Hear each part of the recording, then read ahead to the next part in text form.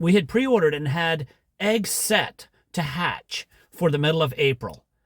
And I just got a call last week saying, sorry, you can't get them.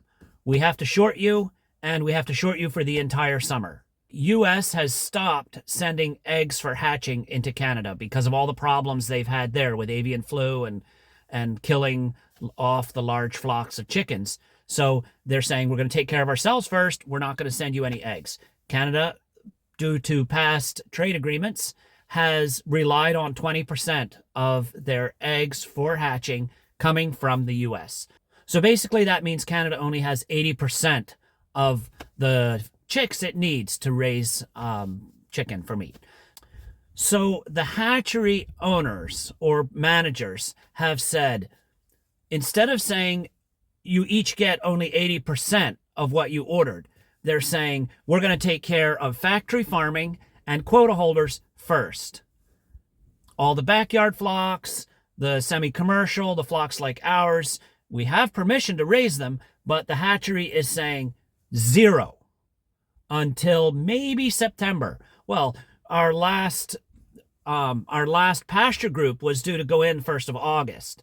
So September means that they're going to be finishing end of October or in November when it's too cold in the field to raise chicken. So in effect, it's saying, sorry, you're out. No chicken for the year. 2 years ago, we put in a poultry processing facility.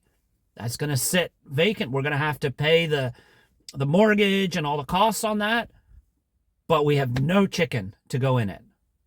So yes, it's a problem because of the U.S., but I believe it's being doubly compounded by the corporate interests that are running the chicken farms, saying we're going to take care of ourselves first and everybody else zero. Zero. Not even 60%, not even 50%. None to you. It's upsetting. And I know that everybody's going to say, well, why don't hatch your own?